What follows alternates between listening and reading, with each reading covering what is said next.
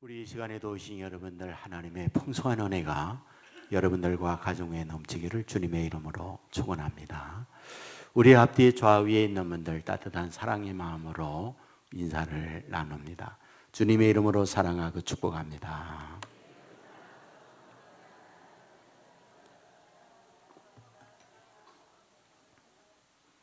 감사합니다.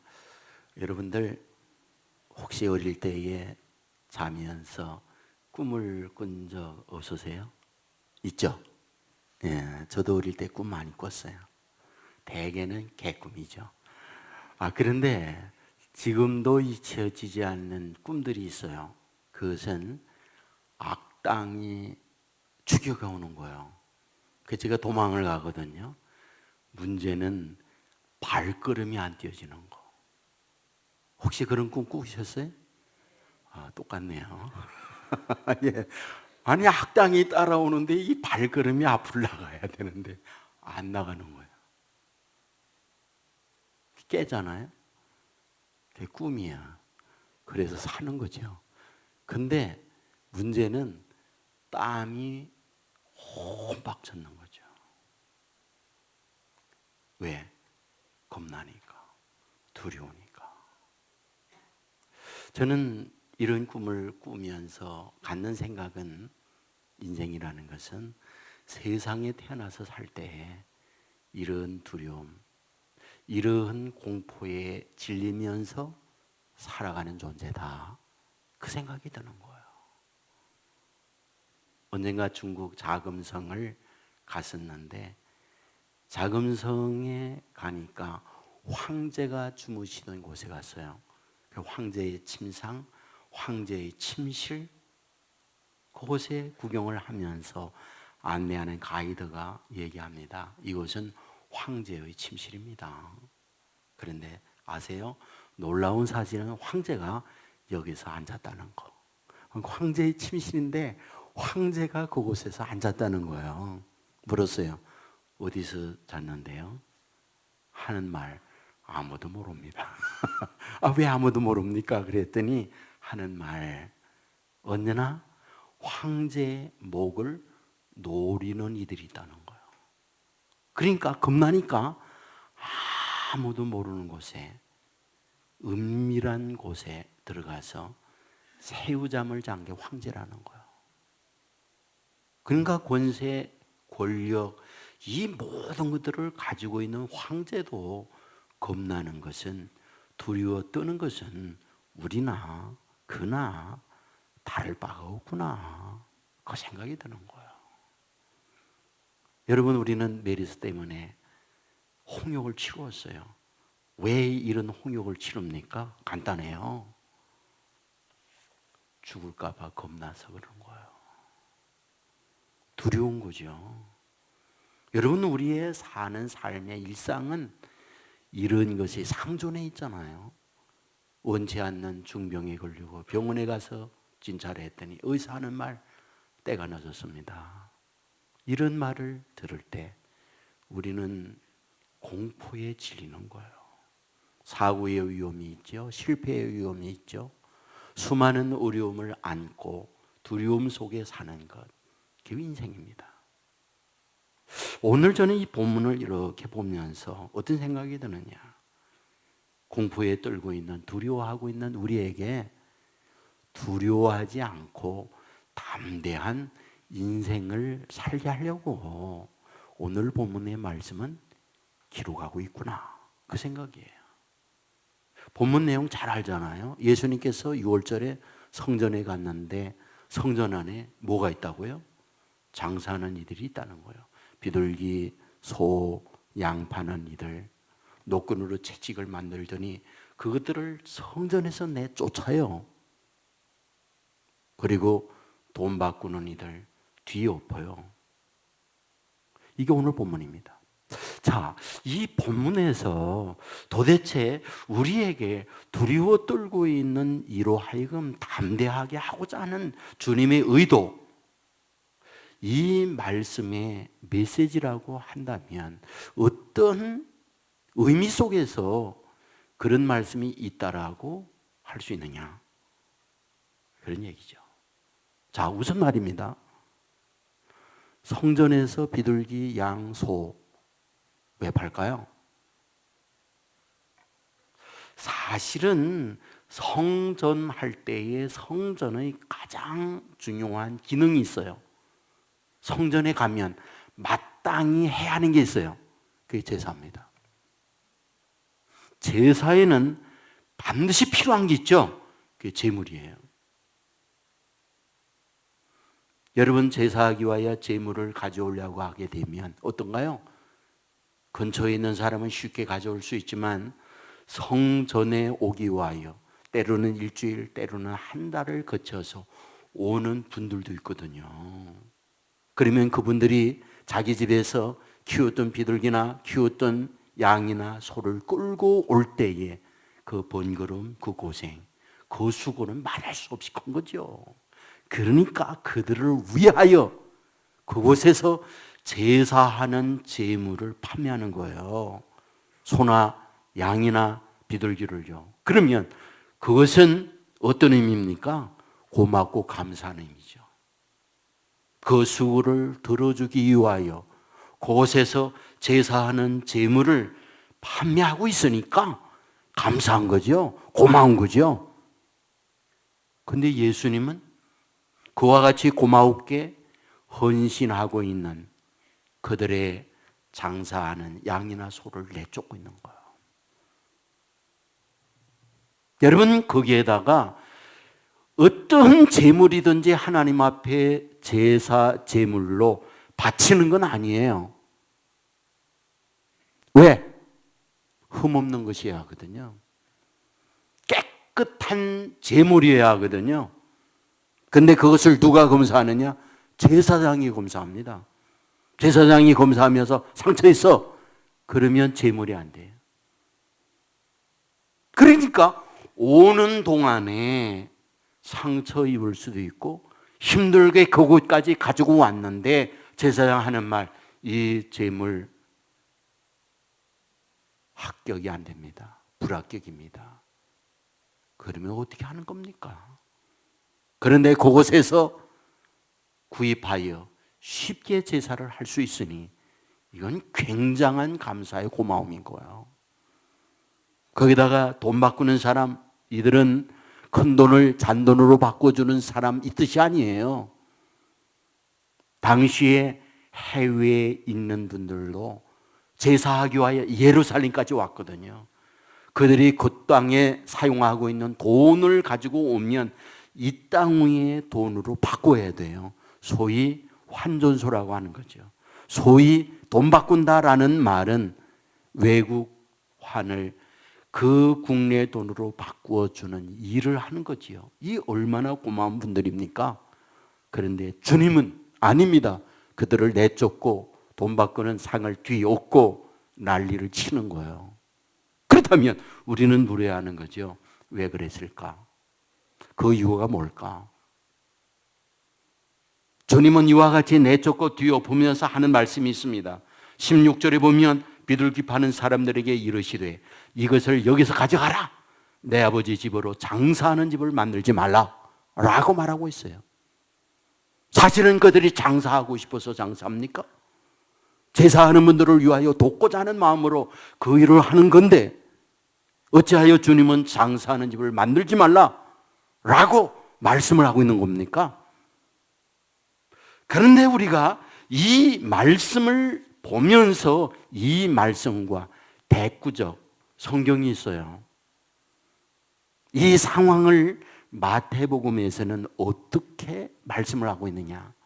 마태복음 21장 13절에 보면 그들에게 이르시되 기록된 바 내 집은 기도하는 집이라 일컬음을 받으리라 말씀을 하고 있는 거예요.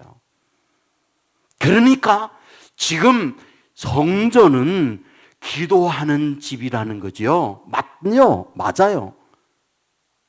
여러분, 하나님 앞에 제사하며 제물을 드릴 때에 그 목적은 하나님 앞에 드림도 되지만 그 과정을 통하여 뭐 하려고? 나 잘 되려고. 그 과정을 통하여 뭐 하려고? 하나님의 복을 받으려고. 그 과정을 통하여 뭐 하려고? 내 마음에 또 내 가정에 형편과 어려움을 하나님께 아뢰므로 하나님으로부터 응답, 하나님으로부터 축복 받고자 하는 목적을 가지고 제사를 드리는 거죠. 그런데 지금 제사를 드리고 있는 이 상황에 예수님께서 뒤엎으시면서 하는 말, 장사의 굴로 만들지 마라. 그리고 내 집은 만민이 기도하는 집이다 라고 말씀을 하고 있는 거예요. 이 말씀과 예수님께서 상을 뒤엎는 것과 어떤 관계가 있을까 하는 문제예요. 우선 여기서 우리가 알아야 할 게 있습니다. 때가 언제냐? 예수님께서 그곳에 와서 상을 뒤엎고 이와 같은 난리를 치는 때가 언제냐? 13절에 보면 유대인의 유월절이 가까운지라 예수께서 예루살렘으로 올라가셨더니 유월절에 가셨다는 거예요. 자, 여러분 유월절이 뭡니까? 여러분에게 늘 말씀하지만 유월절은 약간 어려운 말이에요. 왜냐하면 유월이라는 단어를 우리가 잘 안 쓰거든요. 이 유월이라는 말은 한문자로 너물유, 너물월자예요. 넘고 넘다 이런 뜻이에요.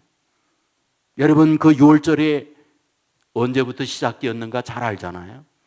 이스라엘 백성이 이집트에 살고 있을 때 하나님의 진노가 임하니까 어린 양을 잡아서 그 양의 피를 문설주에 바르게 되면 하나님의 진노가 임할 때 그 피를 보고 넘어가요.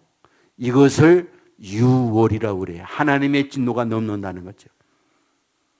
곧 이것을 기념하며 명절을 지키는 것이 유월절 절기였어요. 그런데 그때 절기를 지키면서 어떤 행동을 해야 합니까?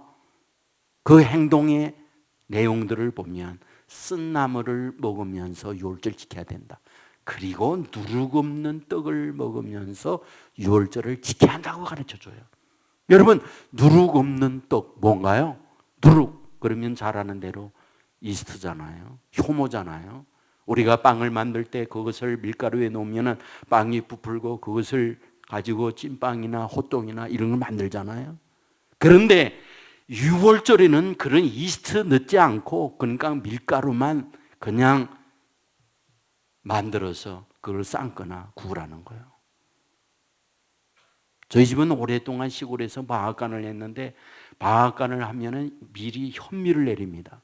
그런 현미를 내리게 될 때에는 벼 껍질만 까져서 나오나요. 그러면 그것을 가지고 정미기로 가요. 정미기로 가면 정미기에서 그것을 깔 때에 그게 떨어지는 겨가 있어요. 그게 쌀눈이나 그 현미의 껍질을 까서 나오는 겨가 있습니다.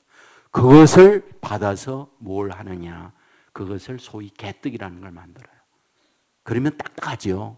그걸 먹습니다. 바로 유월절에 먹는 누룩 없는 떡이 그거예요. 그런데 성경을 보니까 뭐라고 말하느냐? 누룩이라는 것은 단순히 어떤 이스트 이것만 말하는 게 아니라는 거예요. 또 다른 누룩이 있다는 거예요. 마태복음 16장 6절에 보면 예수께서 이르시되 삼가 바리새인과 사두개인들의 누룩을 주의하라. 바리새인들과 사두개인들의 누룩이 있답니다. 그 누룩이 뭐냐? 마태복음 16장 12절에 보면 그제야 제자들이 떡의 누룩이 아니요 바리새인과 사두개인들의 교훈을 삼가라 하는 말씀인 줄을 깨달으니라. 그러니까 잘못된 교훈, 잘못된 생각 이런 것들이 누룩이래요. 자, 지금 이러한 누룩과 유월절에 예수님께서 지금 유월절을 지키면서 성전에 올라갔을 때 장사하는 이들로 하여금 채찍을 만들어서 양이나 소나 또는 비둘기를 내어쫓고 돈 바꾸는 상을 뒤엎는 이것에 어떤 관계가 있느냐 하는 거예요. 자, 여러분 여기에 장사하는 분들이 제사하는 분들을 위하여 돕고자 하는 순수한 마음으로 훌륭한 재물을 제공하는 섬김의 일을 했는지 몰라요. 그러나 말라기 1장 8절에 보면 어떻게 말하느냐? 만군의 여호와가 이르노라 너희가 눈문 희생 제물을 바치는 것이 어찌 악하지 아니하며 저는 것 병든 것을 드리는 것이 어찌 악하지 아니하냐? 이제 이것들을 너희의 총독에게 드려보라. 그가 너를 기뻐하게 했으며 너를 받아주겠느냐? 지금 성전에서 제물을 사서 제사를 드렸는데 그 제물들이 어떤 것들이었느냐? 눈먼 것, 저는 것, 병든 것, 이런 것들이 하나님 앞에 드려지고 있더라는 거예요. 이상하지 않나요? 지금 멀리서 제물을 가지고 오는 동안에 상처도 있고 고생도 스러우니까 온전한 제물을 그곳에서 구입하여 하나님 앞에 제사하는 일들을 돕기 위하여 그곳에서 양이나 소나 비둘기를 팔고 있는데 정작 어떤 거냐? 저는 것, 눈먼 것, 병든 것을 드리고 있다는 거예요. 무슨 얘기입니까? 이것을 검사하는 게 제사장이에요. 제사장들과 장사하는 일과 뭐하다? 정경유착이 됐다는 거예요. 그리하여 돈을 받으면서 불량한 재물이지만 합격 제사하도록 만들고 있더라는 거예요. 그렇다면 무엇입니까? 온전히 하나님 앞에 제사하고 있는 지금 이 마당에 그들은 불량한 재물을 가지고 제사하면서 어떠하다? 부정한 돈이 거래가 그들 안에 오고 가고 있는 것을 누가 보고 있다? 예수님이 보고 있다는 거죠. 그러므로 주님은 그들을 내쫓는 거예요. 왜? 그런 것들이 하나님의 축복, 그런 것들이 하나님 앞에 오만함, 그런 것들이 하나님의 인도를 받지 못하도록 만들고 있는 요소이니까. 성전이 뭐 하는 곳이냐? 만민이 기도하는 집이라는 거죠. 기도가 무엇이냐? 하나님 앞에 내 아픔과 소원을 아뢰므로 말미암아 하나님의 능력과 하나님의 축복을 덧입는 것, 기도의 핵심이에요. 그런데 그것이 뭐하다? 지금 더러움으로 차 있다는 거예요. 하나님과의 관계를 가로막는 누룩, 이것이 가로막고 있다는 거예요. 그러므로 채찍을 들어서 제거하는 거예요. 왜? 하나님과 연결된 과정을 갖게 하려고. 여러분, 그 앞에 나가 진정으로 하나님 앞에 제사하고 하나님과 연결된 과정을 통하여 우리 앞에 우리의 문제를 하나님 앞에 아뢰므로 말미암아 상달되어지고 능력으로 응답되어진다. 그 뜻이 무엇입니까? 하나님이 날 사랑하고 하나님이 나와 함께 한다는 뜻이라는 거예요. 여러분, 예수님께서 오셔서 예수님이 자기를 소개하고 자기를 말할 때에 중요하게 다루고 있는 게 뭔지 아십니까? 마태복음 1장 23절에 보면 보라 처녀가 잉태하여 아들을 낳을 것이요 그 이름은 임마누엘이라 하리라 하셨으니 임마누엘, 하나님이 함께 한다는 뜻이라는 거예요. 예수님이 이 땅에 오셔서 가장 하고 싶은 거, 하나님이 너희와 함께 하고 있다. 이것을 해주고 싶은 것이 주님이 세상에 오시면서 갖고 있던 최고의 관심사였어요. 여러분, 세상 떠나면서도 마지막 예수님께서 주신 말씀이 뭔지 아세요?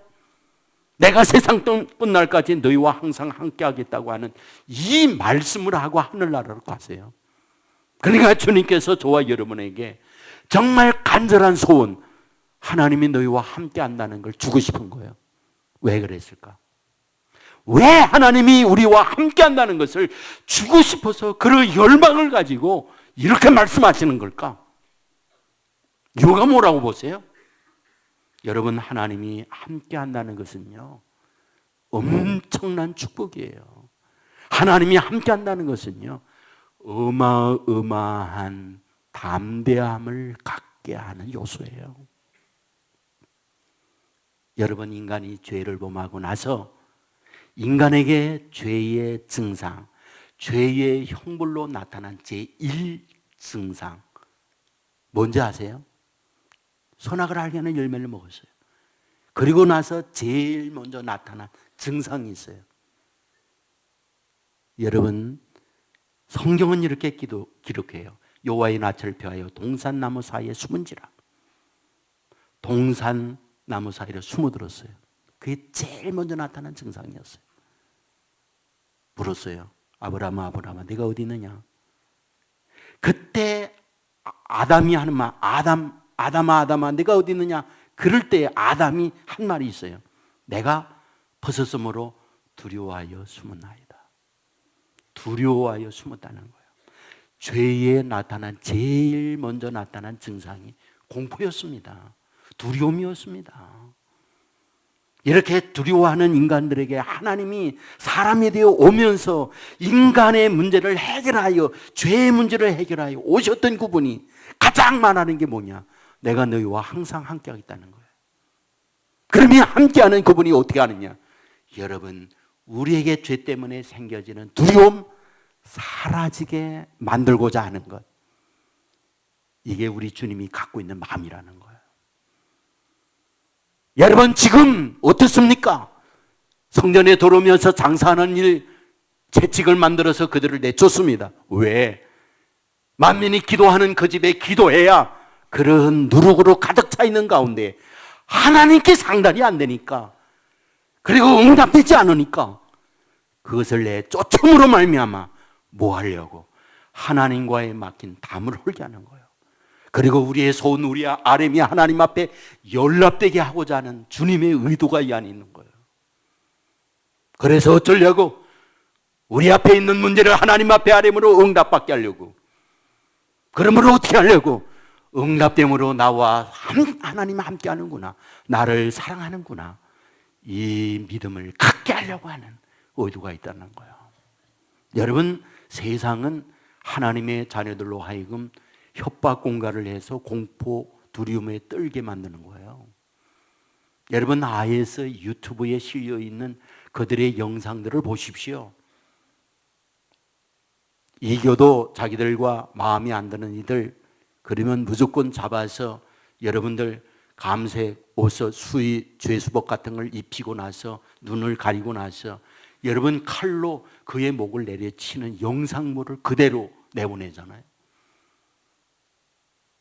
그리고 사람을 묶고 차에 질질 끌고 다니면서 죽여가는 그런 모습들을 영상물로 그대로 보여주잖아요. 이유가 뭡니까? 공포에 떨게 하는 겁니다. 두려워 떨게 만드는 거예요. 여러분, 자살, 테러하는 사람들에게 마약, 환각제를 먹여서 두려움에서 해방되도록 만들고 그 짓을 하게 한다는 거 여러분들 뉴스를 통해서 보게 되잖아요. 그러니까 인간이 갖고 있는 가장 문제 가운데 하나가 뭐냐? 이 두려움의 문제라는 거예요. 예수님께서 이 땅에 오셔서 뭐 하려고 하느냐? 이런 거 없애주려고 하는 겁니다. 어떻게? 함께함으로 말미암아. 여러분, 그리하여 성경에 보면 성경에 계속 기했을 때마다 하시는 말씀이 있어요. 무서워하지 말라, 두려워하지 말라, 담대하라. 이 말씀을 그렇게 하십니다. 산상수훈의 말씀을 하시면서 무엇을 먹을까, 무엇을 마실까, 무엇을 입을까 염려하지 말라. 뭐 하라는 거예요? 그런 것 때문에 두려워하고 떨지 말라, 이 말하는 거잖아요. 산상수훈이 마치자마자 제자들과 함께 배를 타고 항해를 하시는데 풍랑을 만났어요. 두려움과 공포에 떨고 있는 제자들을 향하여 주신 말씀, 두려워하지 마라, 무서워하지 마라, 그 말씀을 하시잖아요. 그리고 예수님께서 이제 세상 떠나기 전 다락방에서 마지막 설교를 하시면서 설교의 중간중간 강조하는 게 있잖아요. 요한복음 14장 27절에 보면 너희는 마음에 근심하지도 말고 두려워하지도 말라. 요한복음 16장 33절에 보면 세상에서는 너희가 환난을 당하나 담대하라, 내가 세상을 이겼노라 말씀하잖아요. 부활하시고 나서 제자들을 만나고 나서 주시는 말씀, 어찌하여 두려워하며 무서워하느냐, 이 말씀을 하고 있잖아요. 그러니까 우리 주님께서 주시고자 하는 말씀은 두려워 떨고 있는 우리로 하여금 담대한 인생을 살게 하고자 하는 것, 이것이 주님이 갖고 있는 마음이라는 거예요. 그런데 어떻게 담대하게 살게 하느냐는 거죠. 그것은 내가 너희와 항상 함께하고 있다고 하는 믿음, 이것을 통해서 담대하게 하고자 하는 거예요. 여러분에게 언젠가 소개해드렸던 기억이 있습니다만 오래전이에요. 대구역에 열차 충돌 사고가 있었습니다. 그때 굉장히 많은 사람이 세상을 떠났어요. 그런데 그 해 연말에 사진 기자 특상을 받은 게 있었어요. 그것은 그때 사고 현장에서 한 아기의 어머니가 피가 낭자하게 정신을 잃고 쓰러져 있어요. 피가 막 흐르는 거죠. 그런데 그 아이가 어머니의 젖을 빨고 있는 사진이었어요. 근데 그것이 그 해 평화라고 하는 제목으로 최고의 상을 받았어요. 저는 그것을 지금도 잊혀지지 않고 기억나는 것은 어머니가 함께하고 있다는 그것만 알고 있는 아이는 불안이나 염려 아무것도 없는 거예요. 평화로운 거예요. 그 어머니의 젖을 빨고 있는 거예요. 여러분 성경을 가만히 한번 보세요. 저는 이것과 똑같다고 생각해요. 예수님께서 제자들과 함께 마지막 겟세마네 동산에 올라가 기도했습니다. 말씀했어요. 시험에 들지 않도록 깨어 기도하라. 그러나 그들은 육신이 약하여 졸며 잤어요. 다음 날이에요. 어떻게 됐습니까? 여러분 졸며 잤던 그들은, 특별히 베드로는 하늘로 하여금 너도 한패지라고 할 때 예수님을 부인했어요. 마지막에 예수님을 저주하면서 예수님을 버렸어요. 왜? 떠니까, 겁나니까, 두려우니까.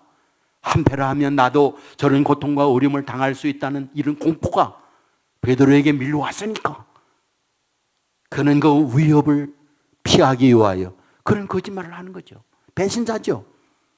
하지만 어떤가요? 나중에 사도행전에 가면 똑같은 사람 베드로였는데 예수님 때문에 매를 맞고 예수님 때문에 공갈 협박을 맞고 어려움과 고통을 겪는 것을 기뻐하며 즐거워하면서 지내요. 전혀 두려운 공포가 사라지는 거예요. 어떻게?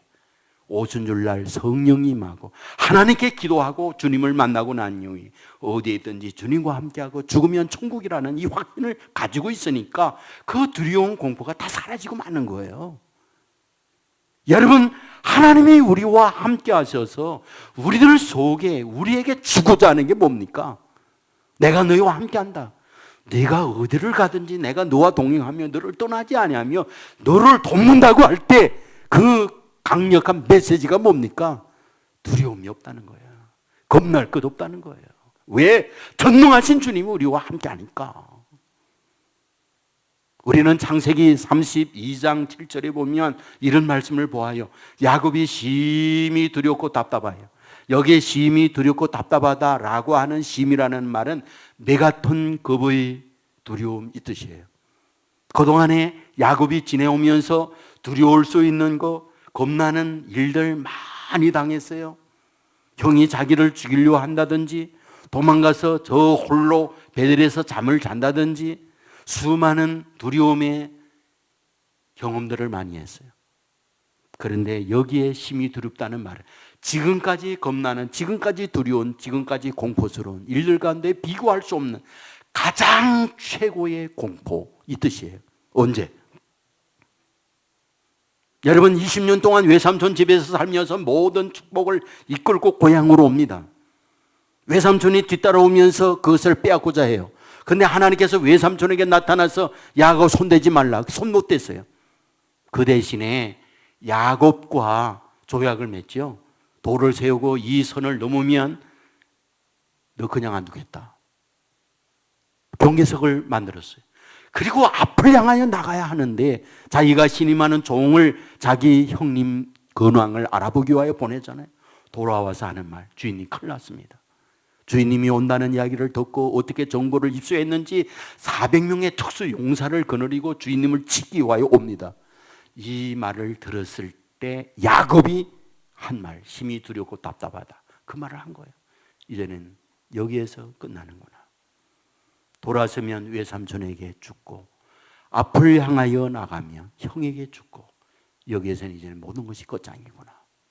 그래서 심히 두려운 가장 공포스러움을 얘기해요.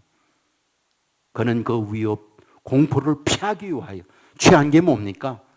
일진을 보내요. 일진이 가장 튼실한 좋은 우양 그리고 가축들을 형님에게 선물을 보내면서 형님의 마음을 누려 보내야겠다 생각을 하고 엄청난 떼의 가축들을 보내요. 이진이 뭡니까? 자기의 종들과 자기의 가축들을 뒤를 따라 보내요. 삼진이 뭡니까? 자기의 가족들을 그 뒤를 따라 보내요. 그 가족들도 어떻게 순서를 정하는지 아세요?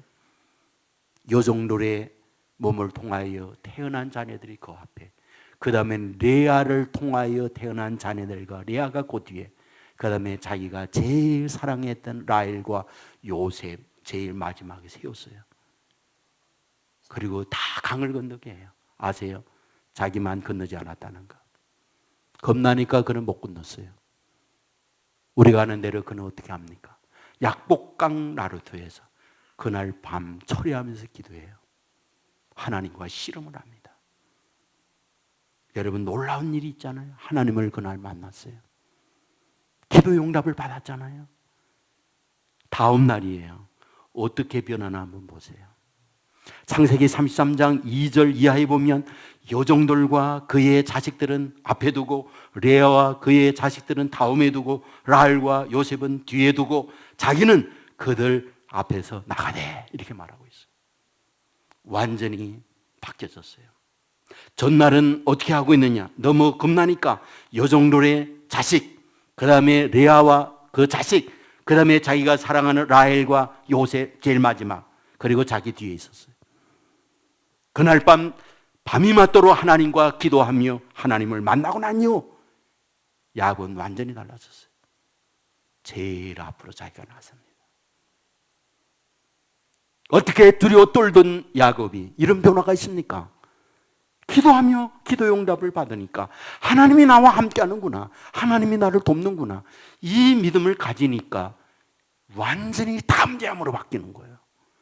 그리고 제일 앞에 나가서 자기 형 400명의 군대를 거느리고 오는 에서를 만나고 있는 걸 보게 되잖아요. 맞습니다. 하나님이 저와 여러분과 함께하고 있고 저와 여러분을 돕는다고 한다면 세상을 살 때 난관이 왜 없습니까? 하지만 떨지 않죠. 왜? 하나님이 함께하니까. 이 믿음을 가지고 있다면 겁날 게 뭐가 있습니까? 저는 이 말씀을 묵상하면서 길을 쭉 걸어가는데 갑자기 눈물이 확 쏟아지는 거예요. 왜? 저는 이 말씀을 이렇게 보면서 어떤 생각을 했느냐? 예수님이 채찍을 가지고 양과 소와 그리고 비둘기를 다 내어주고 돈을 엎을 때 예수님의 마음은 어땠을까? 이 생각을 해봤어요. 저는 분명하게 말씀을 드릴 수 있는 것은 예수님이 혈기 방자하고 이 목된 더러운 것들, 악의가 가득 차서 그드는 것들을 내쫓는 게 아니었다고 보거든요. 제사하기 위하여 제사하는 이들을 돕기 위하여 장사하는 그들을 내쫓을 때에는 예수님이 오죽한 마음을 갖고 있었으면 이렇게 할 수밖에 없었을까? 그 생각이 드는 거예요. 왜? 예수님은 아신 거죠. 무엇을? 그것이 하나님의 축복을 가로막고 있다는 것을 예수님은 알고 있는 거죠. 그들이 장사하여 이익을 보고 있잖아요. 그 이익 때문에 하나님이 내려주시는 축복을 받지 못하고 있다는 것을 예수님은 알고 있던 거죠. 예수님은 알고 있던 거죠. 그들은 돈 몇 푼에 어두워져서 하나님의 축복을 거두찾고 있다고 하는 걸, 이 생각을 하니까 눈물이 나는 거예요. 그렇구나. 하늘에서 내려주는 축복과 그들이 비둘기 팔고 양 팔고 소 팔아서 버는 돈과 비유가 되겠느냐는 거예요. 그런데 그들은 그거에 매여서 위로 내리는 하나님의 축복을 걷어차버리고 이렇게 살고 있는 그들을 보면서 주님은 너무나 속이 탄 거죠. 주님은 너무나 속상한 거죠. 그리하여 그들을 내쫓고 있는 거죠. 내쫓는 것은 그들을 미워해서가 아니죠. 양이나 소나 팔아 몇 푼의 돈을 벌고 있는 그것에 넘어서야 한다는 거죠. 위로 내리는 하나님의 축복을 너희가 받아야 한다는 것이죠. 이것은 만년히 기도하는 집이라는 거예요. 너희가 그런 걸로 하나님의 기도에 응답을 가로막고 있지 않느냐는 거죠. 그걸 걷어참으로 말미암아 이제는 위로 내리는 하나님의 축복과 연결되어서 돈 몇 푼을 버는 것과 비교할 수 없는 하나님의 복을 받는 너희가 되어야 한다는 것이 주님이 갖고 있는 열망이었다는 거죠. 저는 그 주님을 생각할 때에 눈물이 왈칵 쏟아지는 거예요. 주님은 그들을 너무나 사랑해 주셨구나. 그런 것으로 인하여 행복을 느끼고 그런 것으로 인하여 축복이라 착각하고 있는 그들을, 이건 아니라는 거예요. 너희들이 너무나 착각하고 있다는 거예요. 하나님의 복으로 바꿔주고자 하는 이 열망이 주님 안에 있었구나. 그들이 그곳에서 하나님께 부르짖고 간구함으로 하나님과의 막힌 담이 열어지고 위로 내리는 축복을 받았다. 응답을 받았다. 하나님이 나와 함께 하는구나. 확신을 갖지 않겠어요? 사랑하는 여러분, 하나님을 만나고 하나님과 함께 한다는 확신을 얻고 여러분이 살아가 보십시오. 살면서 힘든 일 있죠? 그러나 나와 함께하는 그 주님에 대한 믿음을 갖는다면 두려워 떨 수 있는 가운데 주님으로 인하여 담대한 사람이 된다는 사실 믿으시기를 주의 이름으로 축원합니다. 주님이 우리와 함께하는 이 확신을 갖고 살아간다면 넘어올 수 없는 태산 주님이 넘게 해주잖아요. 미련한 우리 주님이 함께하면 지혜를 주잖아요. 병든 우리 주님이 함께하면 낫게 해주잖아요. 풀 수 없는 난제 주님이 함께하면 풀 수 있는 지혜를 허락해 주시잖아요. 주님은 이것을 주고 싶어 했던 것이죠. 주의 전은 어떤 곳입니까? 만민이 기도하는 집이에요. 문제가 있어요. 우리의 간구가 부러질지라도 하나님 앞에 상달되지 않는다는 것. 왜? 누룩이 가로막혔어. 인간의 욕심이 가로막혔어. 그것이 상달이 안 된다는 거예요. 주님은 그걸 하신 거예요. 그리하여 채찍을 만들어서 내쫓는 거예요. 왜? 간구하는 모든 것이 연락되어지고 축복으로 응답되어서 비둘기나 양이나 소파라 버는 것과 비교할 수 없는 하나님의 축복받는 하나님의 사람으로 만들어주고자 하는 그 열망이 이 안에 있었다는 것이죠. 사랑하는 여러분이요, 여러분 안에 혹시 누룩이 있는 것이 있다면 무엇이 있는지를 생각해 보십시오. 혹시 그 누룩이 있다면 그것을 청소하는 작업이 우리에게 있어야죠. 그리고 주님과 연결된 고리가 될 때 돈 몇 푼에 이익을 얻는 인생이 아니라 위로 내리는 하나님의 축복, 하나님이 함께하는 임마누엘의 복을 누리며 사는 하나님의 사람이 된다는 사실 믿으시기를 주의 이름으로 축원합니다. 이 은혜를 갖고 주님과 연결된 우리가 되어서 주님과 함께하는 인생, 위로 내리는 축복 속에 인생을 살아가는 저와 여러분의 삶이 되기를 주님의 이름으로 축원합니다. 우리 모두 자리에서 일어나서 뜻을